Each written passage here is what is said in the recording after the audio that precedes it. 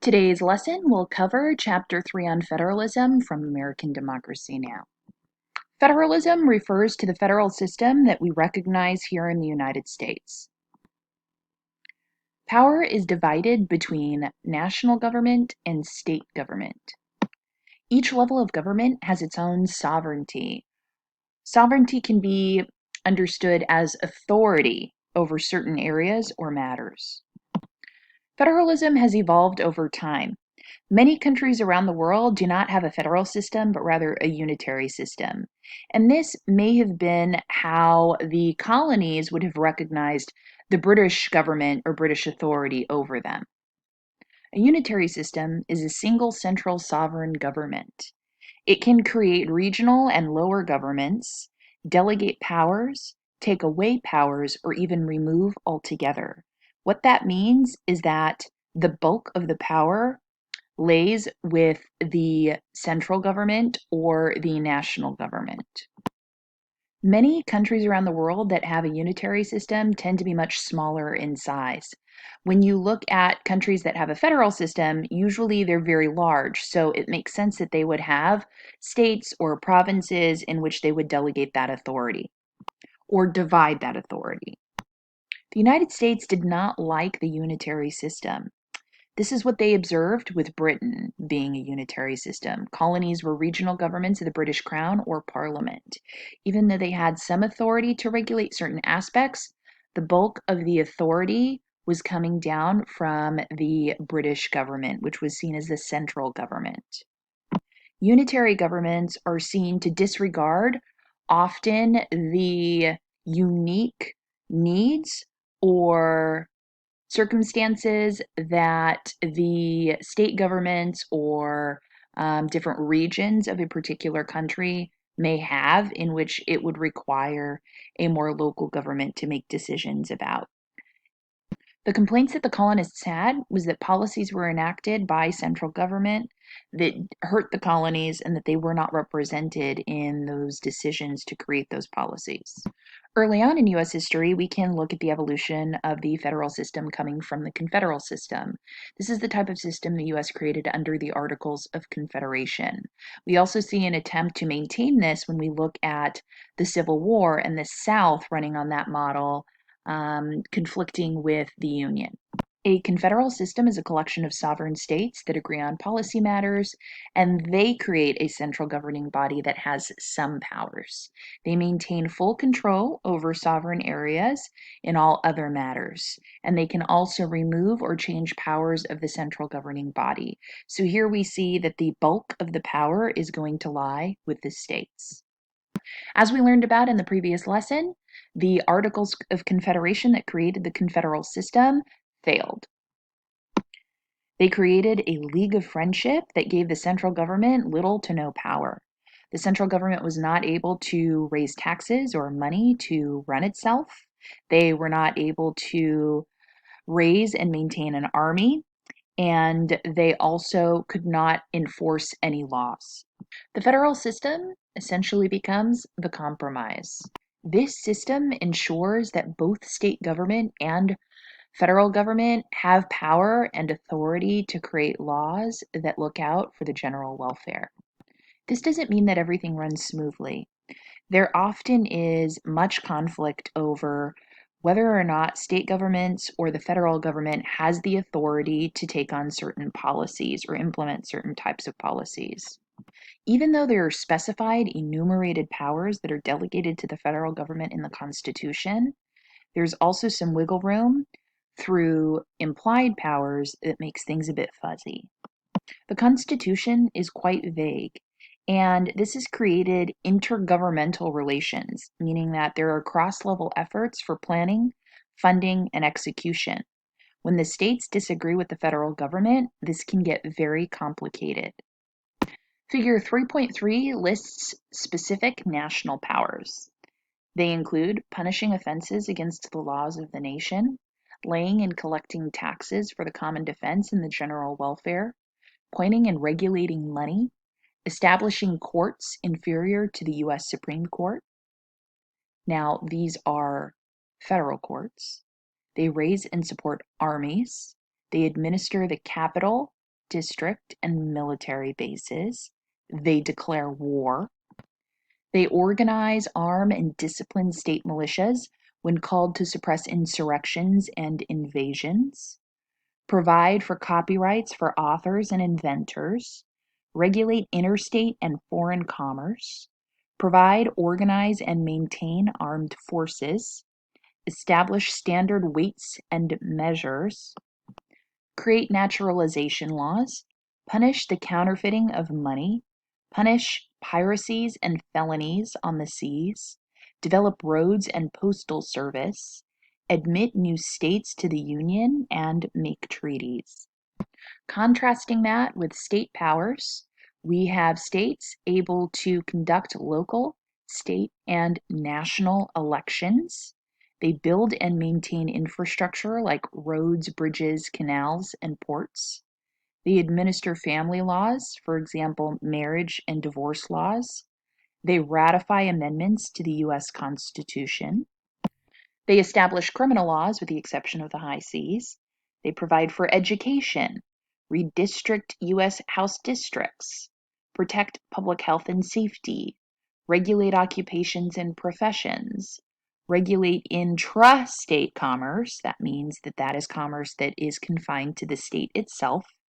They protect property rights, regulate banks and credit, establish insurance laws, regulate charities, and regulate land use. States and the federal government often have conflicting policies, and when this happens, the courts have to make decisions about who has the authority or jurisdiction over those policies. One example deals with the legalization of marijuana. In 1996, California voters approved the Compassionate Use Act, allowing people to grow, obtain, or smoke marijuana for medical needs with a doctor's recommendation. But in 2001, the U.S. Supreme Court ruled that the national government could bring criminal charges against people who distributed marijuana for medical use, even in California, where the state law allowed the activity. Even though the concept of federalism is very much focused on the federal government and the state governments, we also know that the majority of U.S. citizens live under the jurisdiction of at least 5 governments: national, state, county, municipal, and school district. Each of these governments can impose responsibilities on the people living in its jurisdiction.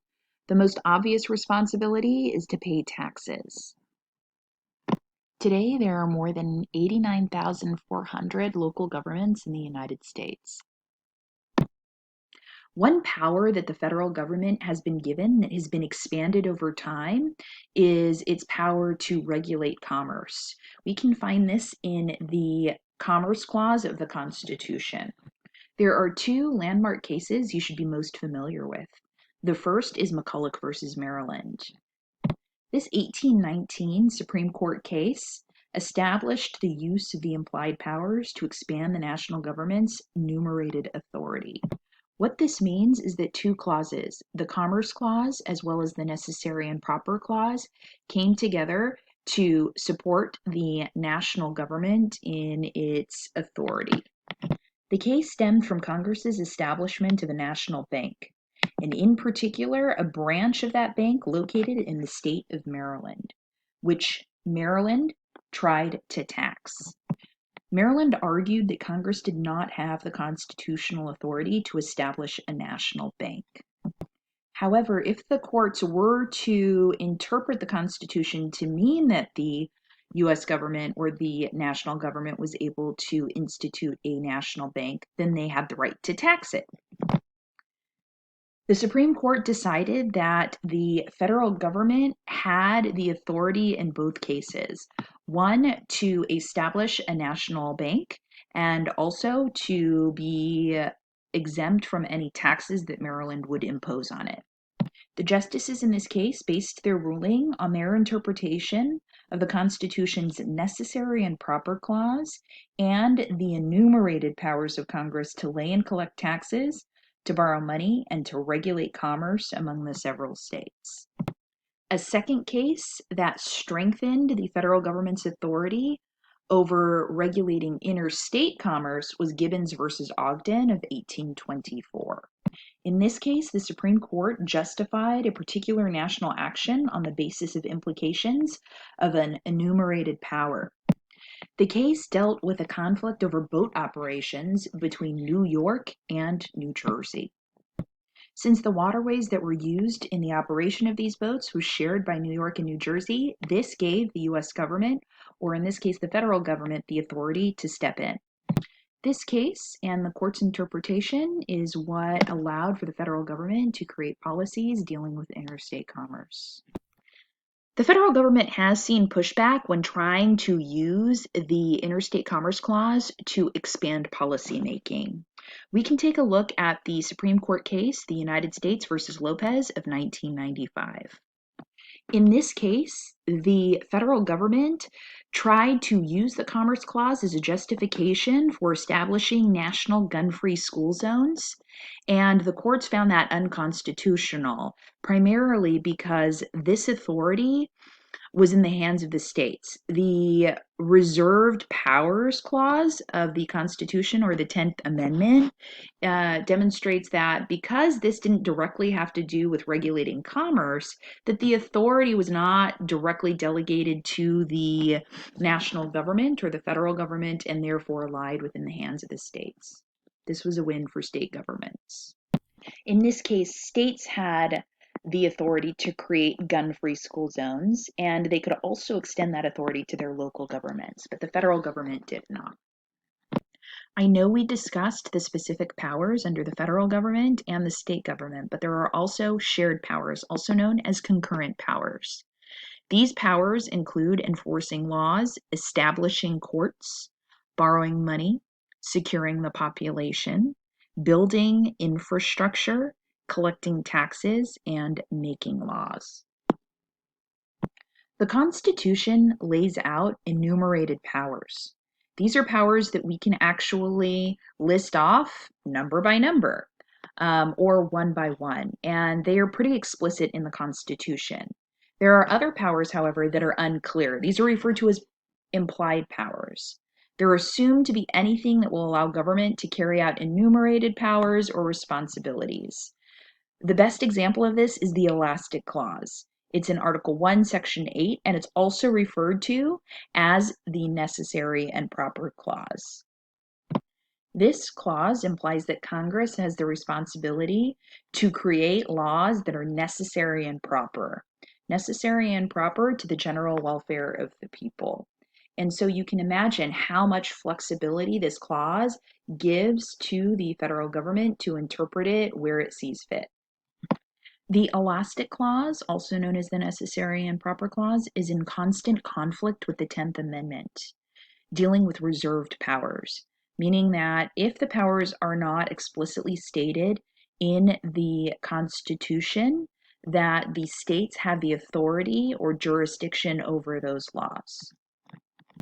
Folks that tend to be more limited government and more so in favor of states dealing with laws and being more equipped to deal with those laws tend to invoke the 10th Amendment and be less inclined to see authority given in the Necessary or Elastic Clause, or the Necessary and Proper or Elastic Clause.